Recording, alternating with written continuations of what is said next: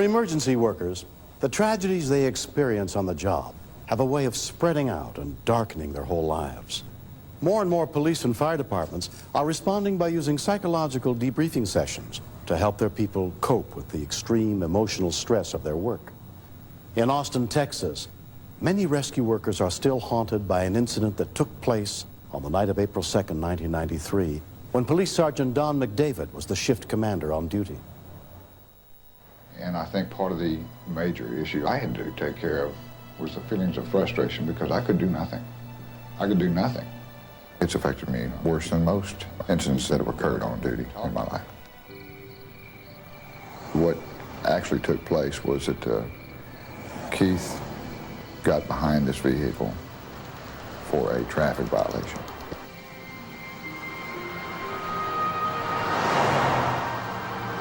The driver of the vehicle decided not to stop, decided to run.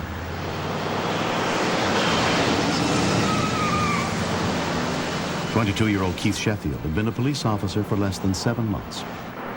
He was married, he had a child, he had one on the way.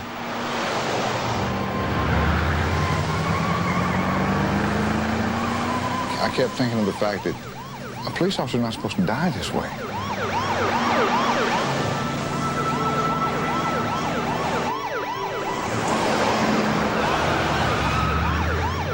To this day, I can still hear him scream. And it is something that you hear, you'll never forget.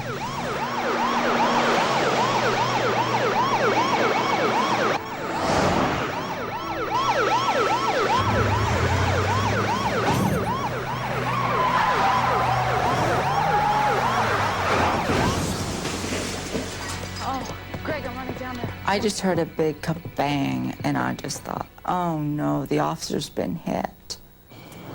Lauren Newman lived just a few blocks from the site of the accident. Oh my God. When I saw the blood seeping out from his nose and his mouth and his ears, someone call for help! I was extremely terrified. I had never been in a situation like that before, and I don't wish that upon anyone. EMT Ken Saunders and his partner were the first rescue workers on the scene. We knew it was an officer from our sector by the markings on the car. And with the damage, that really escalated that personal apprehension. Okay, he's bleeding. Hey, don't move! He's basically covered in blood, and at first I didn't recognize him.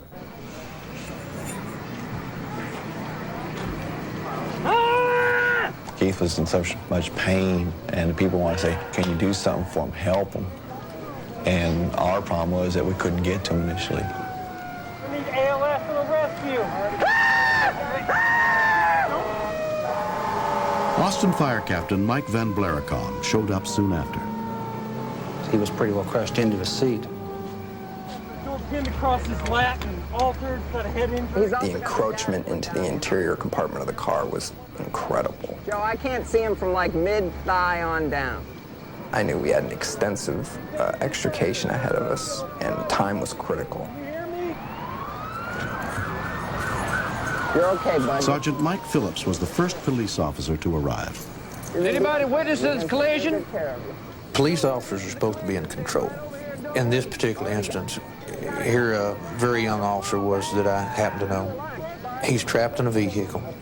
He's flailing with one arm, and he's screaming and screaming and screaming. And in the face, he looks a lot like my son. Okay, just relax this arm a bit for us now, bud. I got the cup already pumped up. Get me back to KVO! Head injury patients are oftentimes combative. Really fighting. It took everything that my partner and I had just to restrain the arms. Come to the hospital about getting some sedation. Instinctively, he was fighting us because he thought we were some sort of aggressors. He was trying to pull his gun out of his holster with his right hand. Let's get one of the officers in here to get the gun out. We got him. We got a shotgun in here, too.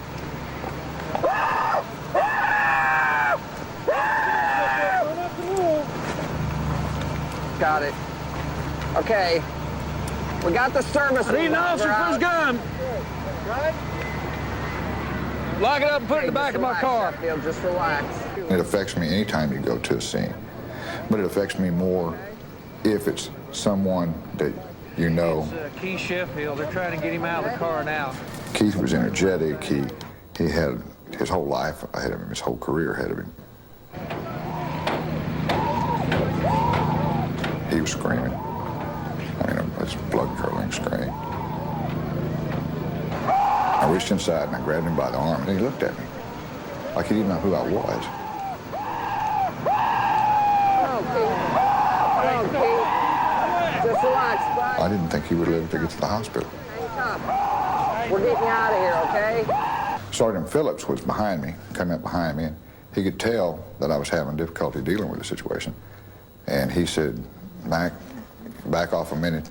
You're too close to this situation. And I said, I don't want his wife hearing about this on TV. I said, I'm gonna go get his wife. I gotta go tell his wife what's going on. Take her to Brackenridge.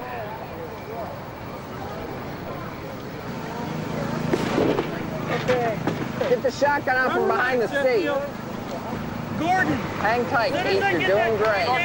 Put that in the back of my car. You can't get him up from here.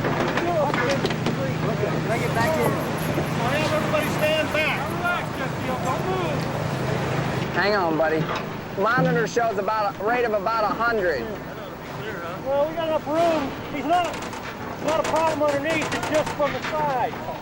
They just opened it up like an old rusty can. And then and only then were they able to free his legs and feet. You okay? Everybody? After more than 40 minutes, Keith's body was finally lifted free of the wreckage. That's good stuff.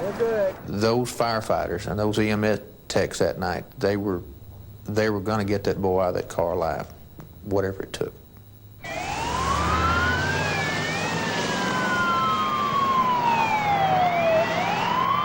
There was no way to get the helicopter into the area, so we blocked off all the intersections just to allow that ambulance to run straight to Brackenridge. Can I help you guys with anything? At Brackenridge Hospital, Keith was examined by emergency physician Sean Wasmuth. 40% of severe head injury patients, like Officer Sheffield, die. The remaining that survive often about half have permanent disabilities. Dawn brought Keith's wife, Dusty, who was 7 months pregnant, to the hospital. I didn't go into details. I didn't know at that point whether he was still alive or not. Sergeant David, as he's driving me there, was telling me that, you know, he's real critical and they don't know if he's going to make it, and I just didn't hear any of that. He's stable at this time, but he's critical. When I walked into the emergency room and just saw him laying flat on his back, he didn't look like Keith, he looked dead. You bagging? I'm bagging. Let's go. Fortunately, he had no other life-threatening injuries except for his neurological injury. He was then sent to the intensive care unit. At that time, we were playing a wait-and-see game. Hi, Keith. How you doing? Anytime we ask, well, is he going to be able to talk? We'll have to wait and see. Is he going to be able to remember us? We'll have to wait and see. And so it got real frustrating to hear that answer, but that was the honest truth. They didn't know. You know, with head injuries, you don't know.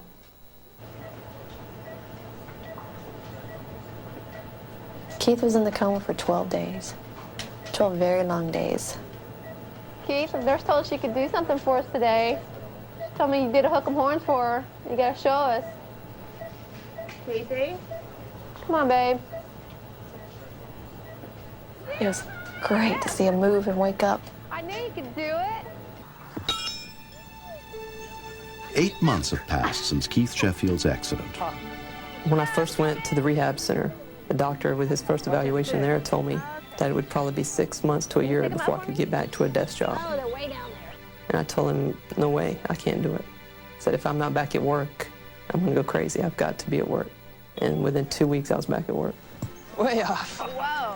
I honestly didn't think that he ever would come back to work as a police officer. I was proven wrong. I learned a lot by it. I learned you can never count anything out until it's over. I didn't believe that Keith was going to live. I mean, Ann Hutchison is a stress debriefing counselor.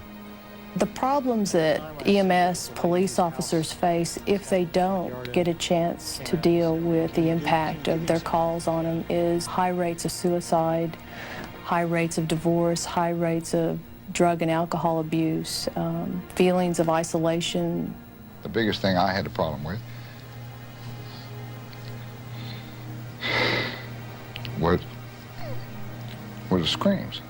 I think it had a lot to do with the fact that, you know, Keith worked for me. He was 22 years old. These are the men and women who have been held to be above humanness, and it keeps them entrapped, imprisoned by a myth of the superhuman macho robot. We as a people, as a society, can't afford to do that to the very people who are here to protect us. See what the birds need. You think that's enough? Enough? Yep. Okay. Watch them so they don't fly out. You know, before you see your kids and you think how much you love them, but it just doesn't really go down deep until something like this happens, and you worry about what would happen if you weren't there. I really tried to make every moment I have with them the best one. Okay, where's the ball? The driver of the speeding car was subsequently arrested and charged with evading arrest. Go! All right, let's go get it. I'm real proud to work for the Austin Police Department. It means a lot to me, more so now than it ever has before. I'll never forget what everybody has done for me, and I hope to return it to somebody else that needs it someday. I just want to thank everybody that helped, everybody that wanted to help, and everybody that prayed for us. Did you have a good day today? I'm really glad he's going to be around to watch our kids grow up. Don't kick her. And I'm planning on spending the next 50, 60 years with him. So I just thank God that he came out of it so beautifully. Just going to church. Have a good day. Spend a good time. Next. This is a very bizarre call. I wondered how she got the phone when she told me she was calling me from her tree. You are stuck in a pine tree.